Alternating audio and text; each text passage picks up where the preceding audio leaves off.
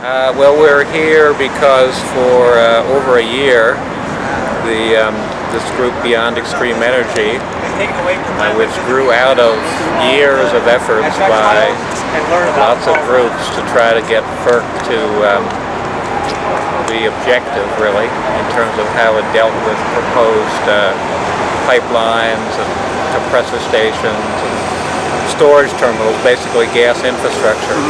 And basically, nobody ever wins. I mean, the gas industry always wins when it comes to infrastructure, gas infrastructure, interstate gas infrastructure, which FERC is mandated to regulate.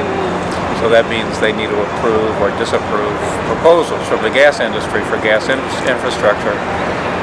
And they approve virtually everything. There's a city, Jersey City, New Jersey.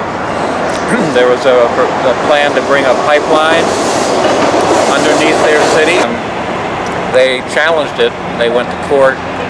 They filed papers against it. They eventually lost, unfortunately. But in their court papers, they did research, and they said that there were literally 160 consecutive approvals of pipelines that FERC had approved, with no disapprovals. Which is just astounding. I mean, it's just an astounding statistic, but it fits with kind of the experience of what's been happening for the last at least several years. So, what Beyond Extreme Energy started to do, knowing of that, reality and that history, we started trying to up the ante. We began with a action in July where 25 of us were arrested, blockading the two main entrances to FERC. We continued after that, had a week of action in November where something like 85 people were arrested at FERC, and we had 5 straight days, 5 work days in a row where we were blockading the entrances. On the very last day, we actually shut down the building. The employees couldn't get in for about 2.5 hours in the morning because of what we did. And and we've continued. We also then started around that time going to the monthly commissioners meetings of FERC, and we've been doing that ever since. It's been about a year now, and we began standing up and speaking out. Eventually, they started removing us when we did that. But we've continued to do it. So every month we let them know that we continue to be really upset and angry about what they're doing. They're rubber stamping. That's what it is, rubber stamping of permits for the gas industry. And so we did that again in May. We had actually 7 days when we did that here at FERC, work days. But again, nothing has changed. So we were trying to figure out, well, what do we do now? And we knew about the Pope coming. And we came up with this idea, well, maybe we should do a fast, They would both be supportive of the Pope and what he's saying and writing and doing in terms of the issue of climate, the need for action on the climate crisis. And also to raise this issue of fracking and the fracking infrastructure, and how we just need to go another way, and how FERC really needs to be challenged. And the employees at FERC also really need to be spoken to, and we really need to try to get to them about how they have a responsibility to reconsider what they're doing. So that's where the idea came up with them doing this fast, and we're doing it for 3 weeks. We're a few days away from the end of it. 18 days in total. Have you done this from the beginning yourself?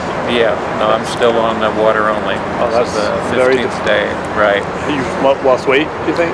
Yeah, I've lost at least 20 pounds. Wow. Right. Okay. Not sure exactly, but at least 20 pounds. And have you had doctors coming to help you out, check you out? Yeah, we've had nurses come every 2 or 3 days. Okay. They kind of check our vital signs, and we've had consultations with nurses, one of whom has had a good bit of experience actually with fasting and has some good knowledge. So they've been helpful. A couple people who started on water only have had to go on to liquids because they just were really having some fairly real issues physically. And everything else. But the rest of us have been able to continue it. We're weak, definitely weak. Yeah, no, there are a lot of people fasting. We have some support people here. I mean, some people have joined us kind of after the fast started, so they're doing it maybe for a week or a week and a half. Some people are fasting on liquids, some on water. Right. So, and we know of probably at least 100, maybe more, probably more people who, because we keep hearing of stories of people fasting around the country. So my guess is that at least several hundred people who have fasted at least one day, kind of in solidarity with us. Definitely getting a lot of support, and just helping to kind of keep building this movement and keep the spotlight on FERC, Right. and try to get to the employees, which we really feel we're doing. We've had a number of conversations. We have interaction literally by eye contact, smiles, Right. A little chit chat here and there with a lot more, and we know that we're having some impact. We're not sure where it's going to go as far as the employees, but we hope it goes somewhere. Well, they have a history of being like this. Back in I think it was 2002 or 2003, there was this whole Enron scandal in California with them rigging the markets, so that, the energy markets, so that they made lots more money. And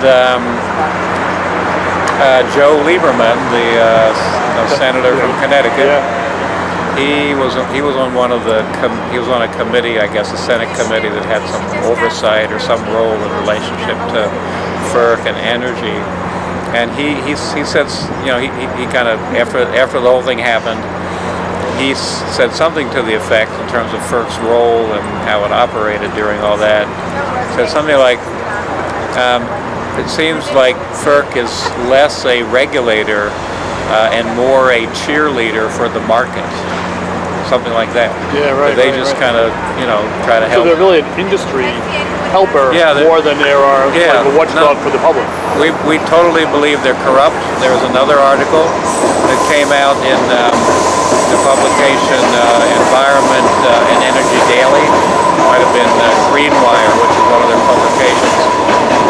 And two reporters did some digging. They actually did some FOIA, did an FOIA request. They got some documents from FERC, and they essentially came to the conclusion that they got information about kind of a revolving door in terms of people working at FERC, then going to work for the gas industry, maybe coming back. That there were like open conversations within FERC about kind of how people could parlay their FERC employment into a job within the gas industry. It's a classic case. Actually, Robert Kennedy is the first one I heard use the phrase. He was being interviewed on MSNBC about a pipeline up in New York, upstate New York, the Constitution Pipeline. And he referred to FERC as a captured agency. Right. They're just captured by the industry. And that's everything we see, that fits. We just felt, given that reality and that history, that we had to kind of do things that were more disruptive, non-violently disruptive, that were more edgy, and now with this fast, it's not so much disruptive physically.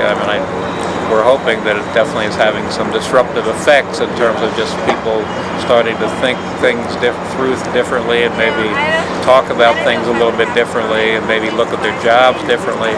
Again, we don't know. We'll have to see. You're hoping that they have a conscience.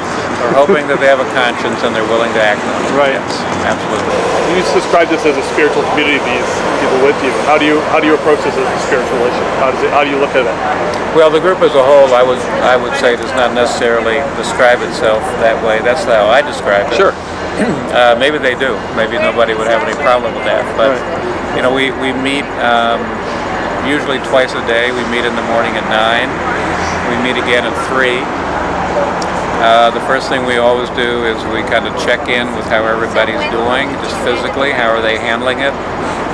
How's their energy level? Are they feeling problems, physically? And if somebody is having problems physically, we try to help them with it. Maybe they're not drinking enough water, maybe they're not taking potassium or salt or taking enough of it, both of which are very important in terms of electrolytes that you need. And then we just go over things we need to talk about, make up our agenda, what's happening, what do we need to know, what's our schedule for today, what's happening tomorrow.